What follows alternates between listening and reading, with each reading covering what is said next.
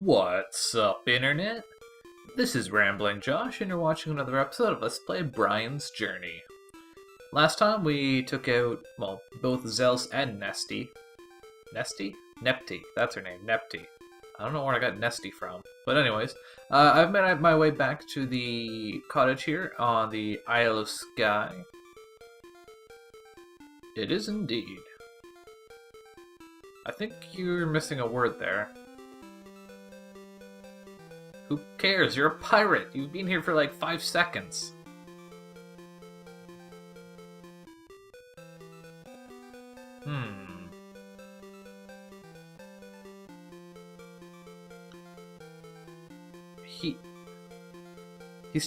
Kylix starts his sentences off very strangely.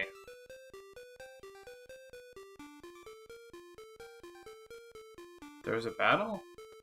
Well, I mean, I killed that one sunfish in like 3 seconds.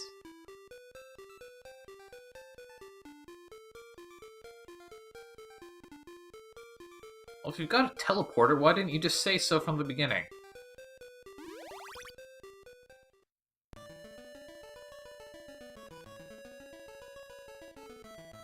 Hi, I've been magically teleported here again.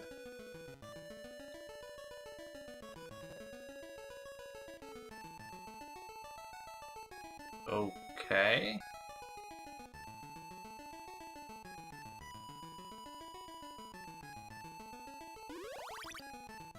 They really like teleporting you all over the frickin' place in this game.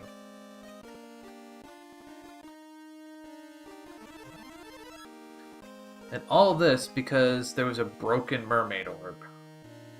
I think that was the reasoning? Anyways, one thing I want to note, while I was making my way back to the cottage, I was kind of doing a little bit of experimenting just to see what some good methods of leveling up your stats are. I kind of know what my preference is already, but I stumbled across something. So you might see that my MP is down to 4. And the reason for that is, if you look at the percentage on the right of it, it says 6%. I stumbled across the realization that if I am using healing, even though my health is full and I'm not technically healing any health, that percentage is actually still going up. So that's something to think about. If you are particularly low on MP, you could probably just sit at an inn like this and just heal repeatedly, and that will actually increase your MP. Otherwise, it might just be a matter of, if you know that you are near a place to heal up, then just kind of make a point of using up all your MP or something. It's especially effective if you're using healing level 2, I guess, because that's going to actually go through your MP quicker. Anyways, we're at another point here where the game just doesn't tell you where to go. But if you recall, when we first came here to... what's it called? Larpool. They mentioned that both the air, or the wind, were acting up, and even though we just got here by boat at the time, that's not a recent occurrence, the boats would not be working anymore because of that fact. Well, as it turns out, we've fixed the wind and we've fixed the water, so I guess things are all good and well now. Sure, I might as well rest. I think I'm missing like 1 MP, but whatever. The enemies... This is the 3rd time we've been in this area, so the enemies here are ridiculously easy at this point. So, now that we've fixed the wind and the water, we can take this boat over to Limelin. But if you don't know that that's what you have to do, then things might be a little hard for you. So, anything in here? Bearded Spirit Monk? I guess that's supposed to be Bart? No, I'm good, thanks. And can I take the boat back to... Yes. But he wants to take you back to Donduran. So that's something to be mindful of. You can take the boat from Dondran back to Larpool again, but yeah. So this is a cockatrice. And that is an exceptionally ineffective spell. You might notice that I was able to dodge his little wind bomb attack. I'm not sure actually what that's called. I don't think I can use that. Oh, wind bomb. Let's give it a try. I didn't expect it to do much, but you can dodge it just by like pressing down. I don't think dodging horizontally works as well as vertically. That's just kind of the way this game tends to work. So wind is proving to be pretty ineffective against this guy. Earth is pretty good.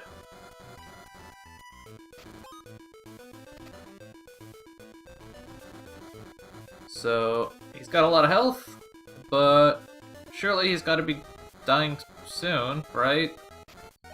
Right? Holy jeez, this guy has more health than most bosses. Certainly more than any of the bosses we've fought so far. Well... You know what? Normally I would just heal up and then, like, use healing to heal up and then rest here, just to maximize my experience, but just for the sake of time, I'm just gonna rest.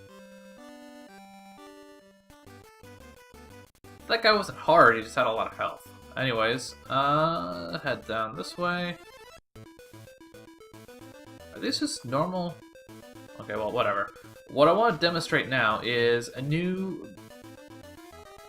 it's sort of new, but it's basically just my favorite way to kind of handle your typical random battles, and that's with the new spell that we've gotten fairly recently, since we started powering up our water spirits. Namely, if you go fire, water, earth, or fire, earth, water, whichever you prefer, you can use Vampire's Touch, which I don't know why it's an N, but basically it adds a draining component to your staff attack. So, anytime you attack an enemy with your staff, you regenerate a little bit of HP. And that HP is actually, I believe, tied to your damage. It's like a little over... Is it tied to your damage? It seems to be restoring 10 each time. So maybe it's not. But anyways, the point is, it's a pretty effective way to keep your HP and MP high at the same time. Obviously, your staff attacks are going to be regenerating your MP as you go. And the amount of HP that you actually end up regenerating by just using that 3 MP can actually be quite high, because... Like, see, I've just attacked 3-4 times. I've restored, like, almost 50 HP now from a mere 3 MP, which is obviously really efficient, MP-wise.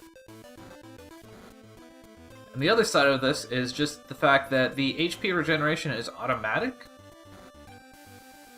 And the reason that's significant is because if you're spending a turn to heal by casting healing, that's a turn that you're not regenerating MP, and that's also a turn where you're not killing enemies, and whereas they are in fact hitting you.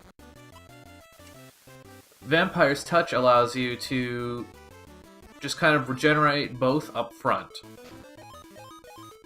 And you're still getting a little bit of MP experience, because Vampire's Touch does cost 3 MP. It's not quite as much, but I still like it in the long run just because it's a little bit more instantaneous. It also means that you don't have to... Like, you're not going to be down the MP after you're healing the same way, because you're investing the MP up front. If you're casting healing, even if that heal brings you up to max health, you're still going to be at least 2 MP down from your maximum. Whereas with Vampire's Touch, you can regenerate up to your max HP and MP at the same time.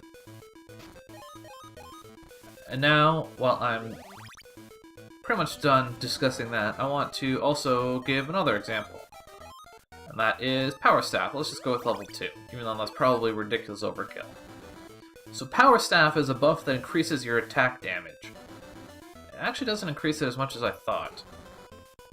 Power Staff level 2 might be a duration increase rather than a attack increase over Power Staff level 1. And casting Power Staff, it does seem to increase the amount of health that you regenerate from Vampire's Touch, and also, obviously, it increases the damage you do. So it's just a nice way to improve the... basically just all around, the efficiency of Vampire's Touch. You heal more, you kill faster, and against enemies, those enemies that are a little bit harder, it's just a good way to... if you want to keep employing the same strategy to just kind of give it a little bit of a boost. Huh? Uses capital. That's an odd thing to say, Shannon. So yeah, the whole Vampire's Touch and Power Staff combination is pretty nifty. Just using Power Staff if you need a little bit of a boost, and just kind of augment the usefulness of Vampire's Touch a little bit. Oh yes, that thing. Now I want to explore this place to get some spirits. The one other nice thing about using Power Staff is that it kind of increases your MP usage a little bit, which you might not think is a good thing, but in truth, just because Vampire's Touch is such a...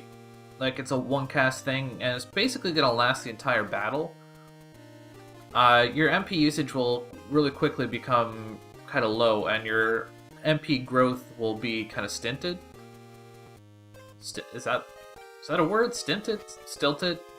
Whatever. And I don't really have... like, I can't use any of my items, but oh well. Honey bread is not that impressive anyways. Just kind of scouring the town. See, the problem is, I know where all the spirits are, but I don't know where all the chests are. I mean, I guess, in truth, I don't especially care about the chests all that much, but...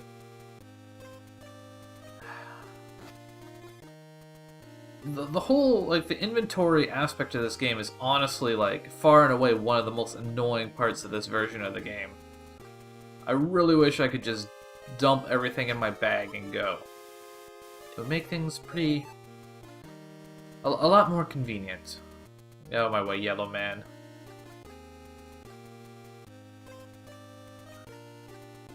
Lots of spirits in this place, which is also true of the Quest 64 version. Although the layout of this town, it's fairly similar. I guess even the fact that there's a lot of chests in here is pretty similar to that version of the game as well. I mean, this is one of the only towns where you're really going to find a lot of chests inside houses. Which is especially odd in this Quest 64 version, just because that game tends to be so empty. That's not quite as true of this one, but it's still fairly true.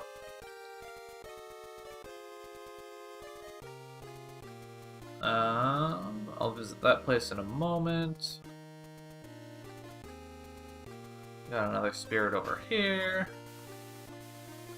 Water spirits are growing nicely.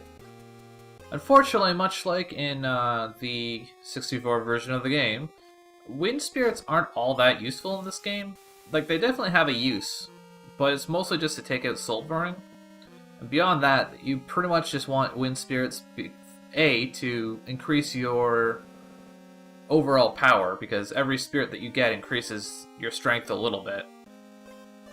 But also just to actually unlock the spells that require a wind component.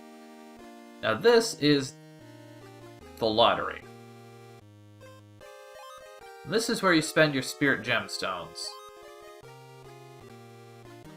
We found them throughout the game, and basically what you do is you can invest your spirit gemstones here on items. I'm not sure what the orchestra is. So it's a little The way that it actually works is a little obtuse, though. And to be perfectly honest, I'm not entirely sure how it actually does work. Basically, you just give them your spirit gemstones, and you kind of forget that it ever happened. Eventually, a carrier pigeon will come, and they will tell you whether you won or not. And if you won, then you get an item. If you did not win, then you do not get an item. Which on its own is kind of dumb. It's like you spend all game collecting these spirit gemstones, which may or may not actually be useful for you at all. Oh yes, this is very reminiscent of Limelin Castle. More gemstones. Now, the biggest thing about the... What I might do is off-screen just grab some of the better items here, like the healing potions and stuff like that. Like spend some of my useless items, like fresh bread, and grab some of the... replace them with better items. Unfortunately, I just can't do that right now. Anyways, as I was saying, the unfortunate fact is that some of the better items in the lottery... Well, I guess I can't even call them better, but... stuff like the Warrior's Cape, the Warrior's Staff, and the Warrior's Badge... I actually don't have any idea what those things actually do. I've won one or two of them before, but, like, I just don't know what they do. It's really quite strange. I'm assuming it's a good thing to have them, though, so that's usually what I spend my spirit gemstones on. So I believe we're about done scouring the castle here. Fortunately, it's a little bit quicker to get through than in Quest 64, although it's pretty impressive, actually, how similar the layout is. Right down to the spirit in the library. Is there anything in here? There is not. So, we will, obviously... Is there anything up here? Okay, this is the throne room. So, we'll see what people have to say here in Limelin on the next episode of Let's Play Brian's Journey. Catch you later.